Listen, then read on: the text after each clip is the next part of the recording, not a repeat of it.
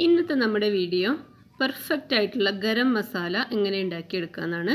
നമുക്ക് ബിരിയാണിക്ക് അല്ലെങ്കിൽ ചിക്കൻ കറി, ബീഫ് കറി, ഈവൻ കടലക്കറിക്ക് പോലും ഉപയോഗിക്കുന്ന അടിപൊളി ഗരം മസാലയാണ്. നല്ലൊരു ഫ്ലേവറാണ്. അപ്പോൾ അതെങ്ങനെ ഉണ്ടാക്കുക നോക്കാം. നമ്മൾ ആദ്യം 2 ടേബിൾ സ്പൂൺ ഏലക്ക എടുത്തിട്ടുണ്ട്. 2 വലിയ സ്പൂണാണ് കേട്ടോ, ടേബിൾ സ്പൂണാണ് ഏലക്ക. 2 സ്പൂൺ തന്നെ വേണം, അപ്പോഴേ കറക്റ്റ് ടേസ്റ്റ് കിട്ടുള്ളൂ.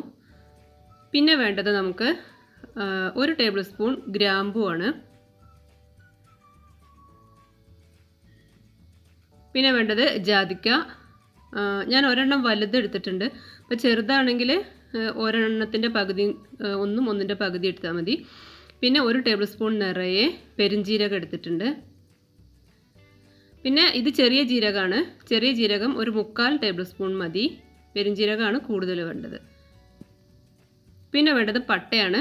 പട്ട ഇതുപോലെ വലിയ സ്റ്റിക്കാണെങ്കിൽ ഒരു 6-7 സ്റ്റിക്കൊക്കെ എടുക്കുക. ഇതുപോലത്തെ വലുതാണെങ്കിൽ, ചെറുതാണെങ്കിൽ കുറച്ച് എണ്ണം കൂട്ടിയെടുക്കുക. പിന്നെ വേണ്ടത് കുരുമുളകാണ്. 1 ടേബിൾ സ്പൂൺ നിറയെ കുരുമുളക് എടുത്തിട്ടുണ്ട്. ഇത് കുരുമുളക് പൊടിയല്ല, നമ്മൾ മുഴുവൻ കുരുമുളക് തന്നെ. ഇനി ഒരു ഇൻഗ്രീഡിയൻറ്റും കൂടി അത്യാവശ്യമായിട്ട് വേണ്ടതുണ്ട്. ഉലുവയാണ്. സാധാരണ ഉലുവ ആരും ചേർത്ത് കാണാറില്ല. 1 ടീസ്പൂൺ ഉലുവയാണ് കേട്ടോ, ടേബിൾ സ്പൂൺ അല്ല, ചെറിയ സ്പൂൺ നിറയെ ഉലുവയാണ്. അത് പാനിലിട്ടിട്ട് ഇതുപോലെ ഒന്ന് ചൂടാക്കുക. ഒന്ന് ചൂടായി വരുമ്പോൾ മാത്രം നമ്മൾ ബാക്കിയുള്ള സംഭവങ്ങളൊക്കെ ചേർത്ത് കൊടുക്കുകയുള്ളൂ. ഉലുവ ചൂടായി വന്നിട്ടുണ്ട്. ഇനി നമ്മൾ ആ ജാതിക്ക അങ്ങ് മാറ്റി വെച്ചിട്ട് ബാക്കിയെല്ലാം കൂടി ഇട്ട് കൊടുക്കുകയാണ്. ഉലുവ ചേർത്ത് കഴിഞ്ഞാൽ നല്ല ടേസ്റ്റാണ് കേട്ടോ ഗരം മസാലയ്ക്ക്. ജാതിക്ക നമ്മളൊന്ന് കഷ്ണങ്ങളാക്കിയിട്ടാണ് ഇട്ട് കൊടുക്കുന്നത്. അല്ലെങ്കിൽ നമ്മൾ വറക്കുമ്പോൾ അത് പെട്ടെന്ന് ചൂടാവില്ല.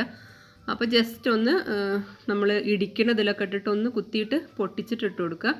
അതുപോലെ പട്ടയൊക്കെ ഞാനൊന്ന് ചെറിയ കഷ്ണങ്ങളാക്കിയിട്ടുണ്ട്. നേരത്തെ വലിയ കഷ്ണങ്ങളായിരുന്നല്ലോ.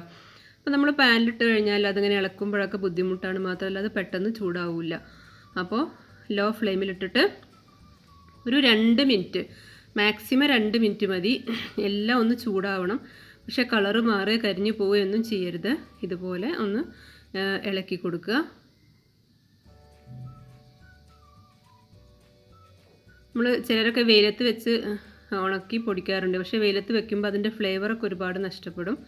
അപ്പോൾ ചൂടാക്കി നമ്മൾ ഇതുപോലെ പൊടിച്ച് മിക്സിയിൽ പൊടിച്ച് കൊണ്ടുവന്നിട്ടുണ്ട്. അപ്പോൾ ഞാൻ ഈ മസാലകളൊക്കെ ഹോൾ സ്പൈസസ് ഒക്കെ ഇട്ട് വെക്കുന്ന ബോക്സിൽ തന്നെ അതിന് വേണ്ടി പ്രത്യേക ഒരു സ്ഥലം വെച്ചിരിക്കുകയാണ്. നമുക്ക് ബിരിയാണിയോ നെയ്ച്ചോറോ ഒക്കെ ഉണ്ടാക്കുമ്പോഴാണല്ലോ ഇതെല്ലാം ആവശ്യം വരിക. അപ്പോൾ അതിൻ്റെ കൂടെ ഇട്ട് വെച്ചു. നന്നായിട്ട് ചൂടാറിയതിന് ശേഷം മാത്രമേ അടച്ച് വെക്കാവുള്ളൂ. അപ്പോൾ ഇത് നല്ല ചൂടുണ്ടാവും, മിക്സിയുടെ ചൂടും എല്ലാം കൂടി. അപ്പോൾ എല്ലാവരും ട്രൈ ചെയ്ത് നോക്കുക. വീഡിയോ ഇഷ്ടമായി കഴിഞ്ഞാൽ ലൈക്ക് ചെയ്യണേ.